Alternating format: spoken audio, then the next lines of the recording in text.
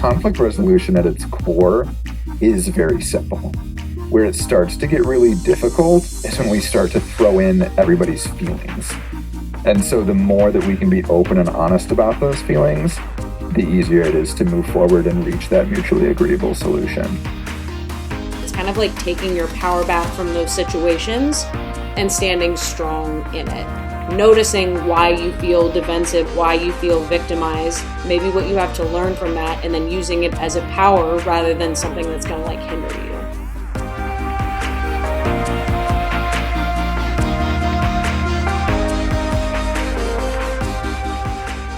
Hello and welcome to Full Circle, the Magic Mindset podcast.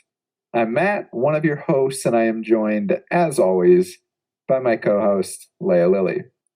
We aim to bridge the gap between my study of psychology and sociology, and as we've seen in the past episode, organizational communications, and Lea's study of astrology. Each week, we take a specific theme, and we approach it from two different perspectives to come to a deeper understanding from both an astrological and a psychological perspective. If you missed out on any of our previous episodes, catch up at lealilly.com/Full Circle Podcast or on Spotify and iTunes by searching for Full Circle Podcast.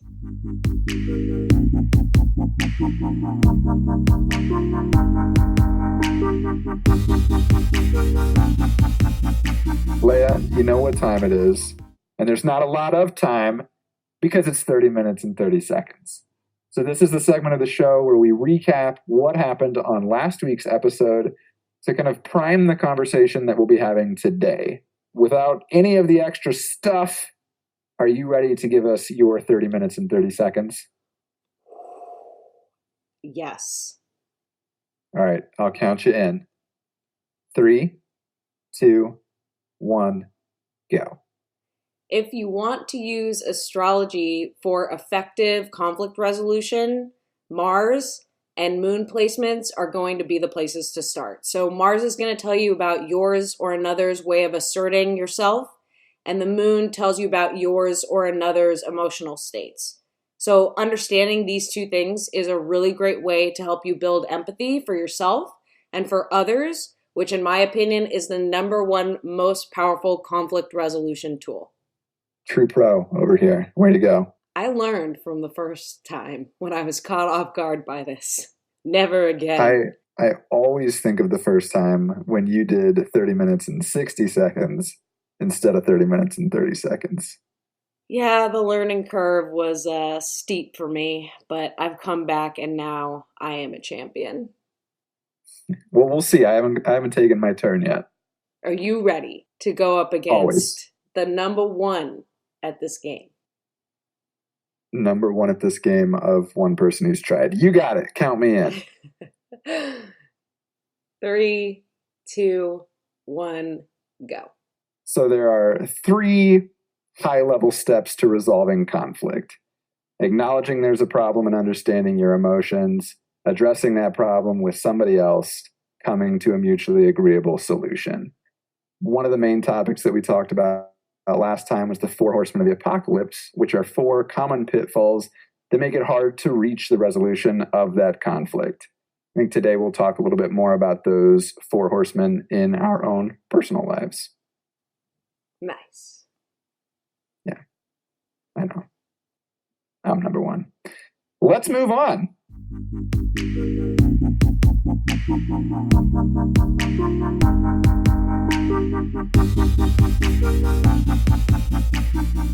I put out a question to our listeners on social media this week asking about what people thought was the most effective tool for conflict resolution.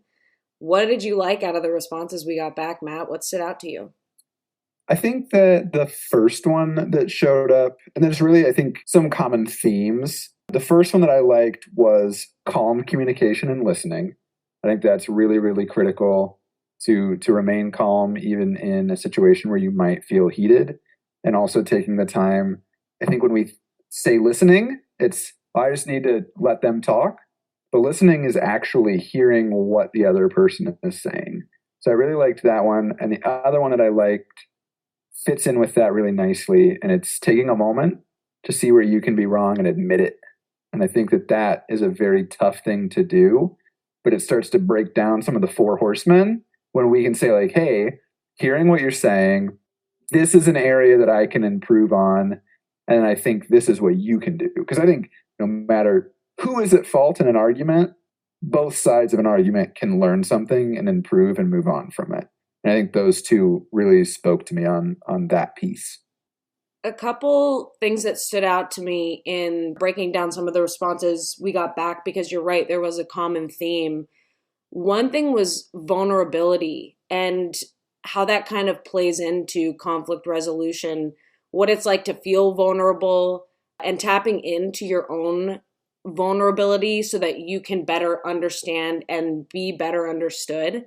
And that we all have different degrees of how easy or difficult that is for us.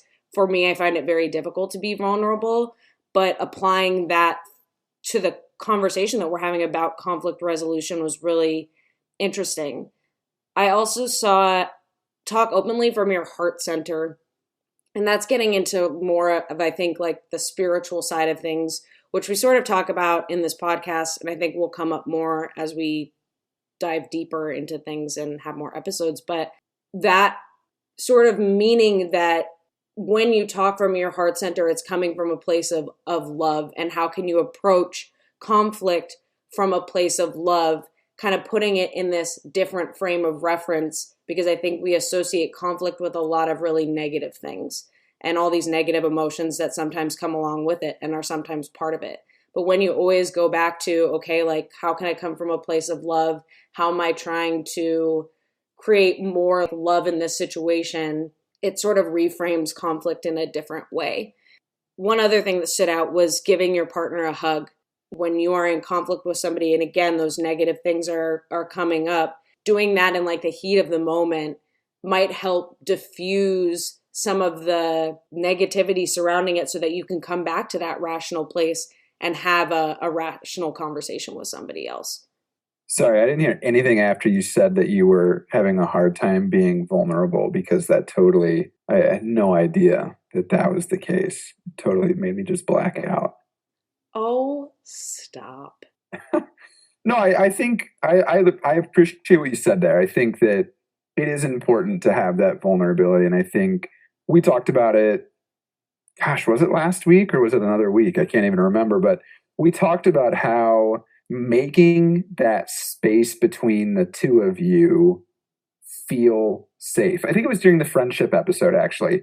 You cultivate this space where it's okay to be vulnerable. And when you've got that space, of course, it's easier to resolve conflict because you don't feel like you're going to be judged. You don't feel like there's these huge stakes going on, because you know that you've got that solid foundation where it's like, we can work on something, we can disagree, and still move out of the other side stronger because of it. To speak to the other 2 points that you brought up about giving your partner a hug and talking openly from your heart center, I would lump both of those back into vulnerability. I think that in this case, we're probably talking about a romantic partner or a close friend, and when we give them a hug, and I think that that represents that level of vulnerability. Physical touch is something that I don't think that we take lightly. You know, we're not just going to hug a stranger on the street or something like that in most cases, 9 out of 10 maybe. But I think that the important part here is that we are opening ourselves up to that, and it shows that vulnerability to the person that you are having a conflict with. And I think the heart center, right, is acknowledging, here's what I feel within myself, and communicating that in an open and a free way is, of course, a very vulnerable experience. But I think that it legitimizes your part of the conversation, and it shows like you're coming from a point of genuineness and genuinity. You're being genuine about your feelings. I loved hearing you sound out that word. I still don't know what the word is. You did great.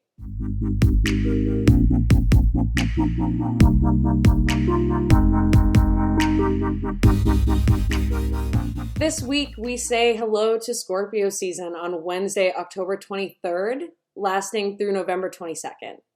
Scorpio originates from the constellation Scorpius. It is one of 3 water signs in the zodiac and is ruled in modern astrology by the planet Pluto.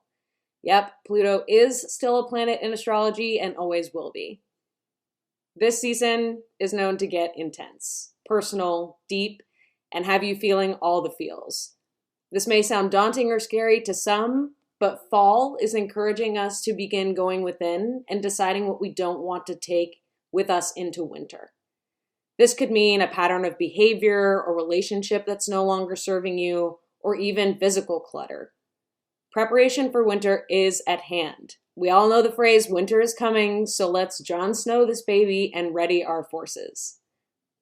Scorpio is the sign that rules transformation, mystery, and the cycles of life and death, as well as the 12th house of the zodiac. Over the next few weeks, we'll explore some of the key qualities of Scorpio season in more depth, so get ready to go deep. Venus and Mercury are also hanging out in Scorpio and have been since the beginning of the month. Lots of Scorpio energy right now, so just a refresher. Venus in Scorpio is going to promote exploring deeper connection with those around us, with our friends, with our partners, with the people that we're choosing to spend time with. And Mercury in Scorpio is going to promote learning and acquiring some new knowledge and depth around something, a new area of study, a new hobby, and honing your craft and passion around it.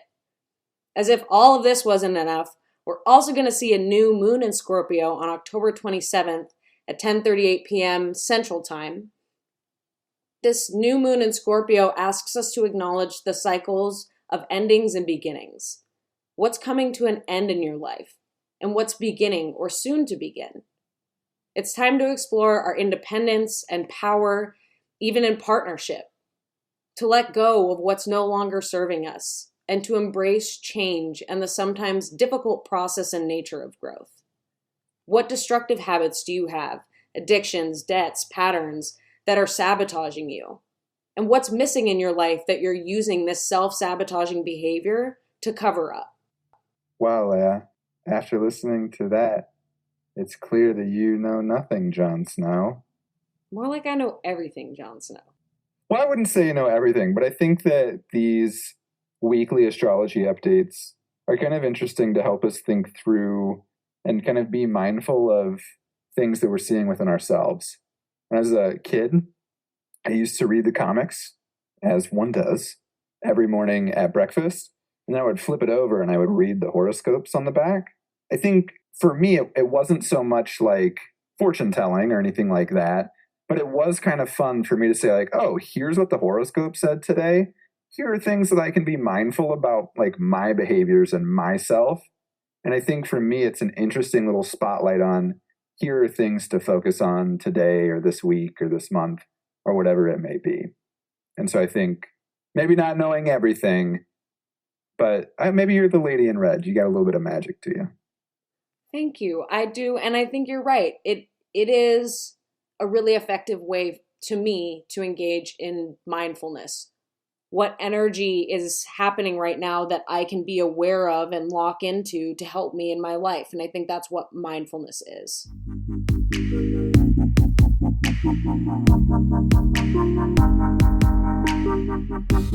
This week's featured business is High Vibe Healing Gems.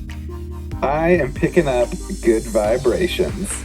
No, that's silly, but I'm going to leave it in. Owner Carly began the business 3 years ago, and she has continued to provide a variety of amazing and high-quality goods that include gemstone jewelry, mala beads, and one of the greatest parts is that you can use the code 5OFF50, number 5 off, number 50, for $5 off your purchase of $50 or more. If you're looking to learn more about crystals, introduce crystals into your life, or just generally have them around, this is the place to get them. Visit her on Etsy and social media now through the links in our show notes. Join the crystal movement that has put Carly in the top 1% of Etsy shops worldwide. our social media presence has been a stampede of Four Horsemen references this week. And that was like a really excellent pun that I hope you got some enjoyment out of, Lea. But it's been a stampede because that was one of the big things that we talked about last week, is the Four Horsemen and those very scary things that might prevent you from resolving conflict in your life. And I think I am very interested to know, Lea, which of the Four Horsemen you find yourself falling victim to, or maybe if you have some strategies that you've used to defeat them in your own life. And a really quick reminder, since I didn't mention it in my 30 minutes for 30 seconds, they are criticism, contempt, defensiveness, and I think our favorite for some reason, stonewalling. Do any of those speak to you? Yes. Yes, they do. I'm trying to decide if I'm more defensive or stonewally. I think stonewalling is my initial attack, and then defensiveness is behind the gates. I'm just like on a Game of Thrones moment today, but like I'm just thinking in Game of Thrones. But that's what I notice myself doing the most, I think. You fought with me. What would you say my horseman is? Lea, we have never fought. We have discussed. And I would never say that you fall victim to any of these. You are a perfectly rational human being. Oh boy, you saying that to a Scorpio moon though. Like that's false. Well, I think when I think about you and I in conversations that get a little heated where we do argue, I feel like I would say more of the defensiveness. I think you're always willing to talk to me. Like we'll have a conversation, but I think that you get into the defensiveness piece where you feel like I'm attacking you. And keep in mind, like, this is not saying anything about me. Like, I probably do come across pretty aggressive. We've talked about it.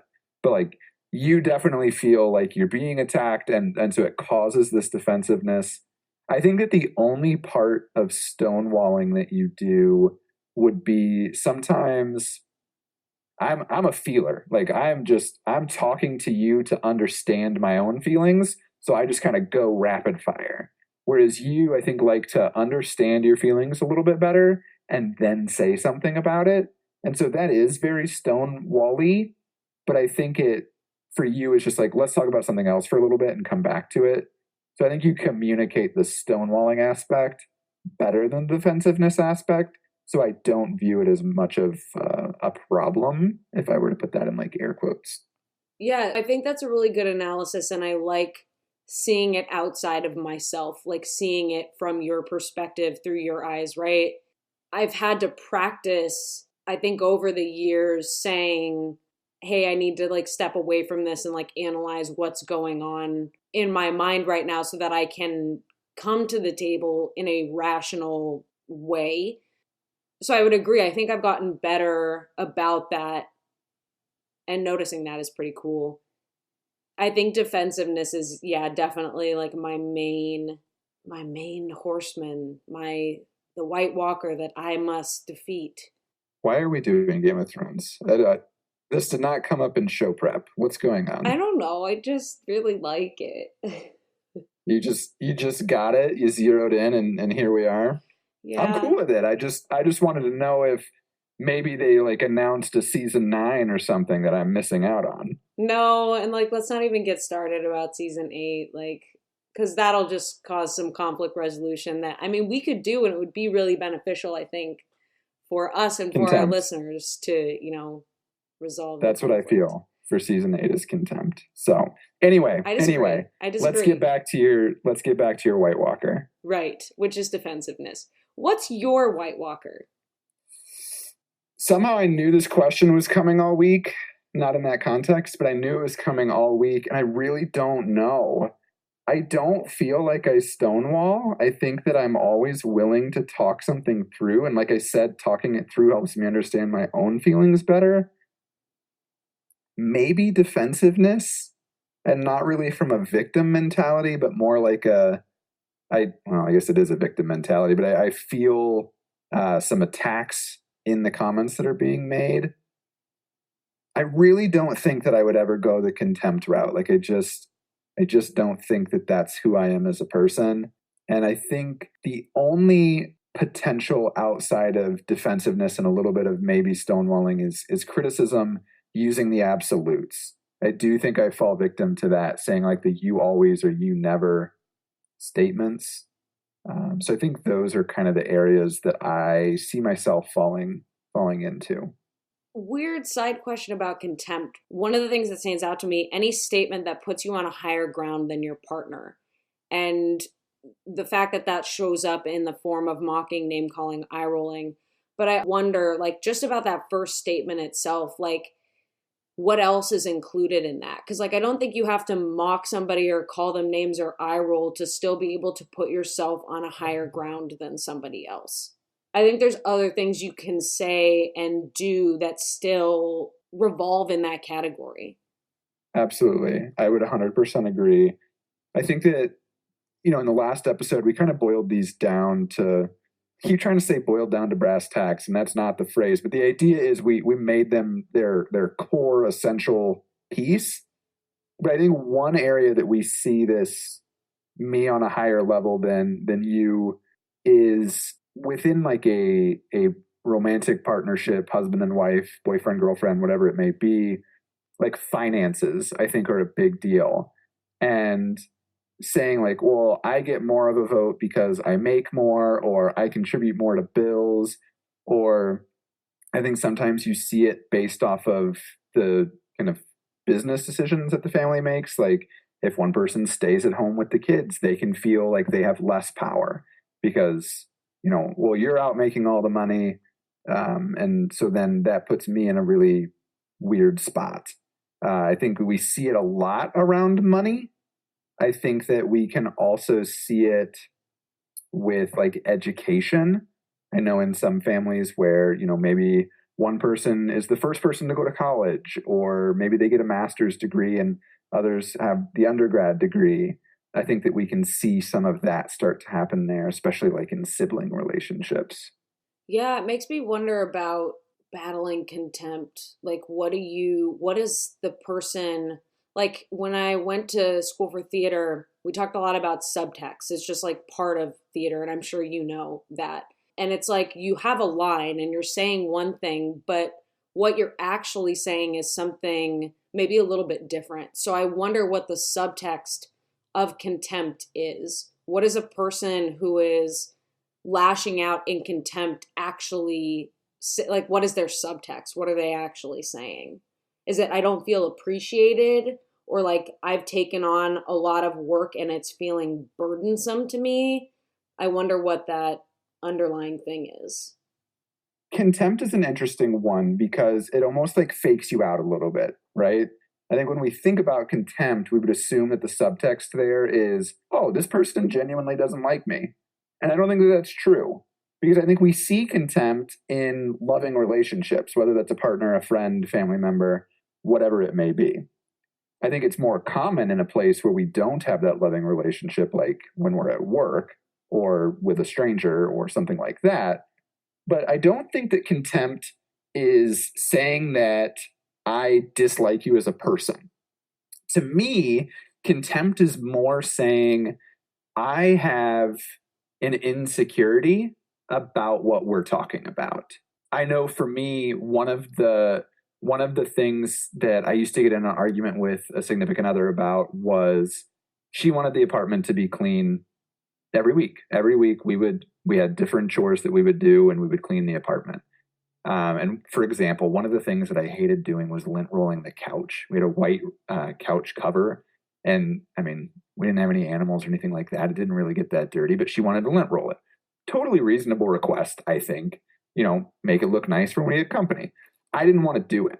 And I think that the reason I didn't want to do it was not because I thought it was a dumb idea, or not because I felt like she was bossing me around. Certainly not because I didn't like her as a person. I think the reason I didn't want to do it is because I had this underlying insecurity where I was unemployed.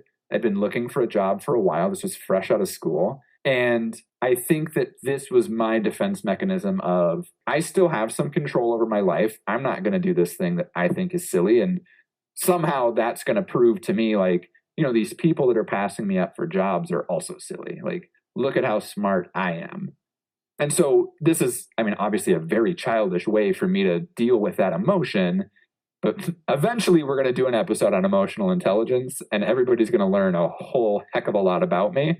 But I think that that's really where contempt is coming from, is that place of insecurity, whatever that insecurity may be.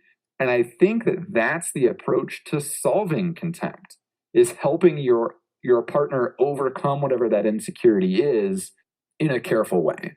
That's awesome. Like, I understand contempt in a whole new way with that example around it. That was the one that was eluding me the most, was like, I don't understand in a practical sense how this shows up, because like you said, it's like a sneaky one. It's hard to kind of grasp. That makes so much sense. Well, and if you don't acknowledge the way that it fakes you out, it seems like such a silly horseman for there to be, right? Because why would you want to spend time with somebody who's going to treat you with contempt that way and think that they're better than you, right? So it seems silly for it to even be on the list, because surely you'd have already cut that type of person out of your life. But I think you'd also be surprised, even at face value, how often contempt could come up. Right. Right. And it's in these like small ways that then gather over time. And as you make that a practice or a pattern, then it starts to become a more apparent habit. But yeah, I think you're right. It's sneaky and it's stealthy, and understanding even the ways in which like that might not be your primary one, but the ways in which you might be using it is important. It's important. Yeah, I'm for sure going to cut this part, but it's like Tyrion Lannister, right? Like, he has some pretty deep hatred for some of the people in his life, but really it stems from the insecurity of feeling like he's responsible for killing his mother. Spoiler alert. But he's super sneaky at how he gets stuff done, like crawling around in walls and then shooting his dad with a crossbow. Spoiler alert. But also just dealing with his sister and going behind her back and getting Daenerys in power, all that kind of stuff.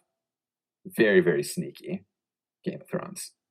Love it. And I also think Tyrion, I was thinking about the Game of Thrones characters' astrological signs. I do that a lot when I watch TV. I watch a lot of TV for that reason, to look at characters, try to decide what their astrological sign is, and watch how they interact with each other. Tyrion has Virgo energy for sure, which makes me wonder about contempt and want to look at it in my own frame of reference to make sure I'm not Tyrion Lannistering, you know what I'm saying? Now we have to assign each of the other four horsemen to another Game of Thrones character, just to make I think we're running the risk of losing some of the audience that maybe hasn't watched Game of Thrones, but I'm totally down. Let's do it really quick. It's kind of hard, though. Okay, criticism. Who's a criticizer? That's for sure. It's for sure Cersei. Yeah, okay, cool. Cersei is definitely criticism. There's something wrong with everyone to her. And once you wrong her, you'll always wrong her. You'll always do what you did. Like, she gonna freeze you out.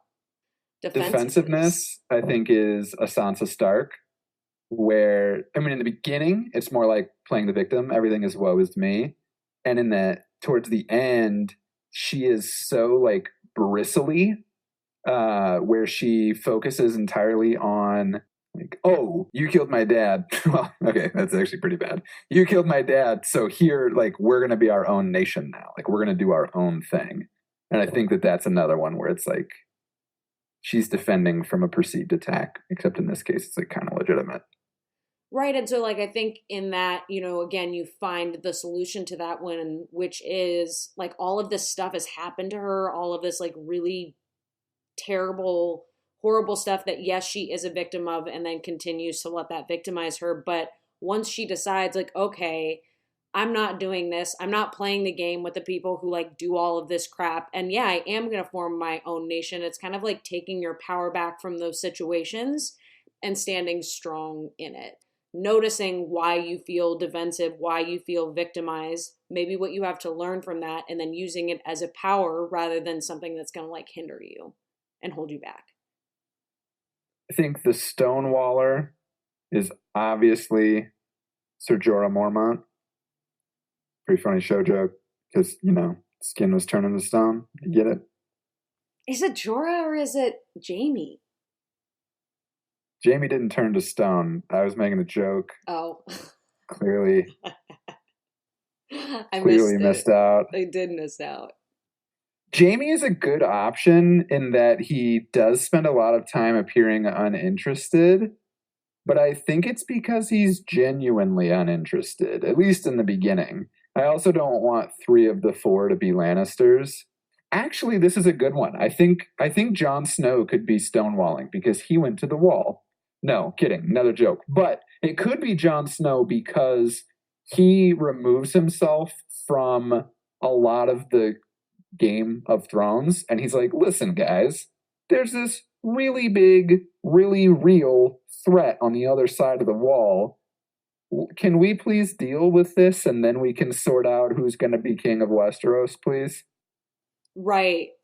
It's like beneath stonewalling is like, let's focus on the thing that matters. I can see the seed of what all of this is. Can we focus on that? Because I can't do all of this other external stuff. So cool. When you put it in terms of Game of Thrones, it's just like, yes. Like, I just like feel the Four Horsemen so much. Is this a Game of Thrones podcast now? It just might be. Lea, we all know that I'm a Daenerys mother of dragons, 100% through and through, but we didn't talk about her in the Four Horsemen of the Apocalypse. So it makes me wonder, which one do you think I struggle with the most? I don't know if we all know that you're a Daenerys. Did we all know that? I feel like every time we put up a poll, it goes in my favor, so we don't even need to put this one to a vote. We can just assume. I think this is such a hard question because what I'm going to perceive as your horseman is like specific to what I know about myself and how I perceive things. You know what I mean? Yeah, but I think that's what I'm interested in knowing, right? What is your perception of me, whether it be in an argument or if you've heard about arguments I've had, things like that. I think that's part of the fun of it. In our arguments, like maybe defensiveness and maybe criticism a little bit, but that's just because you're direct and directness is hard for me. So you feel like I'm defensive or do you feel like I make you defensive? Both. Because if I make you defensive, that would be more like a criticism or not really a contempt, probably more of a criticism approach that I take with you, right? Yeah, and I think that's why I mentioned them both, because like I think defensiveness is the castle and criticism is the army defending it. It's like once you get that past layer of criticism, it's actually because you're defending against like a perceived attack that like I am perpetrating or whatever. Yeah, I could see that being within myself as I start to feel attacked, and so that draws something out in me. I think especially when I was younger, I think that I learned a lot from when I was younger where I would take these perceived slights and run with them. And then I'm hoping that as I've gotten older, I've been able to set that aside and understand the person that I'm working with and hopefully not take things personally and continue to try to have a positive, forward-moving conversation about it. Yeah, and I think I've seen that. Like, I think as my personal defensiveness has gone down over the years that we've known each other and over the years of our friendship, like almost so has yours in a way, because like you mentioned in the beginning, we've cultivated a space to be more vulnerable with each other and say, this is how I'm feeling. This is where this is coming from for me, identifying the source a little bit more. Yeah, I think the way you say that is actually really interesting because identifying the source is definitely something I've spent a lot of time thinking about. And again, I keep talking about this eventual emotional intelligence episode, so we're going to have to do it soon. But I think I misappropriate a lot. I'll be really stressed at work and I don't realize that I'm stressed about work and I take that out on whoever I'm around when I'm not at work. And so I think that is kind of that it's opening up that heart, right? It's that vulnerability and understanding what the emotions are inside so that then I can channel those emotions in a way that is conducive to progress. Yeah, and in your wellness tip last week, you mentioned taking breaks throughout the day to be able to process those emotions so we're not misappropriating them to other things. In our friendship, we hold space for each other to do that. I think the wellness tip last week, we talked a lot about the mortgage from the Iron Bank of Bravos. Boom, Game of Thrones. But I think even a year and a half ago, 2 years ago, when I'm in that type of situation, I would have just said, I'm angry and I don't know why. I'm sorry that I'm acting like this, but please know that I'm like aware of it and it'll go away soon. But not even being able to identify why I'm upset. And then now it is more like, hey, I'm upset because of this, for this reason. Here's the effect it's having on me. I'll get over it soon. Instead of it being like multiple days, it's like, let's make this a very compact experience and then move on with our relationship. Lea, I could say that it is now the takeaway segment of the show and just ask you what your takeaway is, but that would not be very interesting to the listeners. So instead, I'll ask, Lea, what are your takeaways from these last 2 episodes? I think one of the most important things I'm taking away is that there is always room for a Game of Thrones reference. And that's exciting to me. But no, I think that context today really helped me understand the Four Horsemen a little better and put into perspective where the motivations of each horseman kind of come from when we're in a conflict and the ways that we can defeat each one. Empathy is a really, really powerful tool. I think the more we lock into that, the more we're able to see successful conflict resolution. I've learned a lot about that through astrology. And so looking at Mars, looking at your moon, and then also just looking at all of your other planets too, because it only increases your understanding of who you are, can be really helpful in starting to gain that tool of empathy, no matter where you are on the scale, whether you are highly empathetic or whether you're cultivating that as part of your repertoire of things that we have as humans. I think that the biggest thing that I'm taking away is the mindfulness that we were talking about earlier. I think that I've made a lot of progress on a personal level over the last couple of years, moving forward through these common traps that people fall into. And obviously, nobody's perfect. I'm going to keep falling into them. But I think this serves as a reminder of, here are some of the things that you might do, and you might not be aware that you're doing them. And here are some reasons that you might be doing them. So I think for me, it's a way for me to look holistically at my behavior in conflict and try to understand the behavior, try to be aware of the behavior, and then try to correct the behavior. The other takeaway for me is that conflict resolution at its core is very simple. Where it starts to get really difficult is when we start to throw in everybody's feelings. And so the more that we can be open and honest about those feelings, the easier it is to move forward and reach that mutually agreeable solution.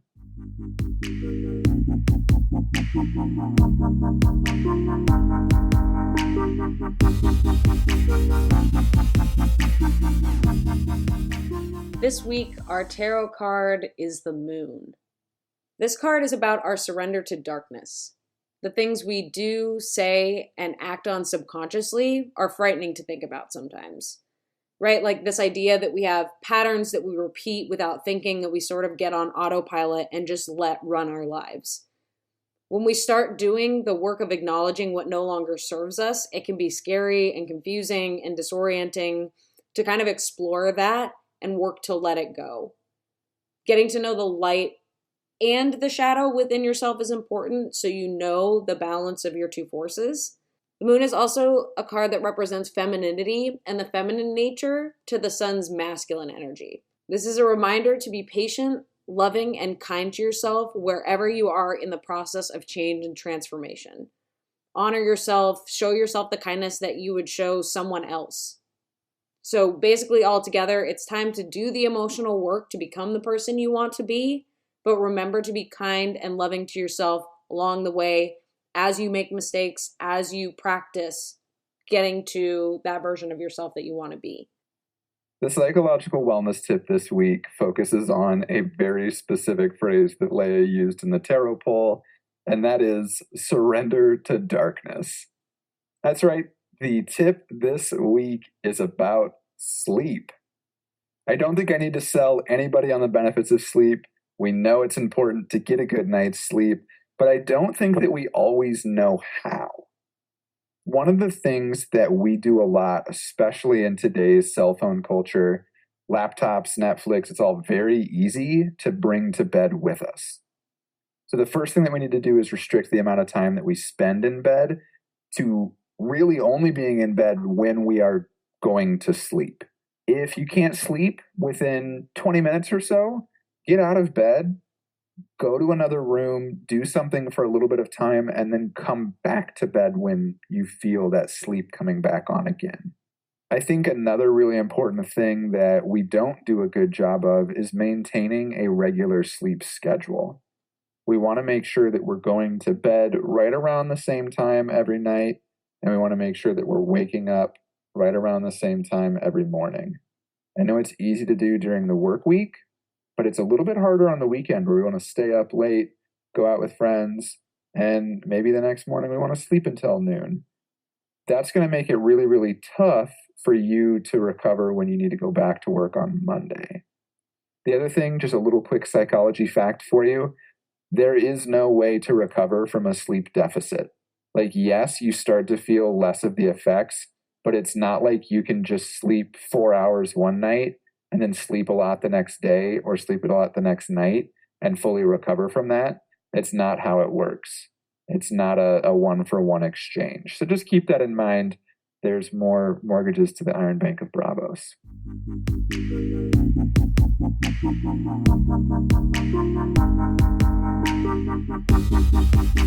Thank you so much for joining us on this episode of Full Circle, the Magic Mindset Podcast.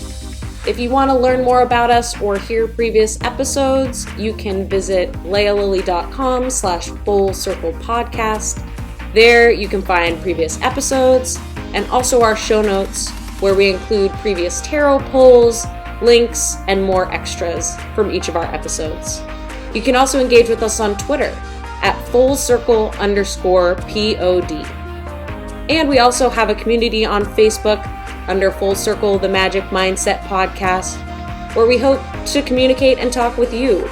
You can share your insights, your thoughts on our themes, and more in that community. If you want to listen to more of our episodes, we are on Spotify and iTunes, and also on my website. We release new episodes every Monday. Thanks so much for joining us, and we'll talk to you next week.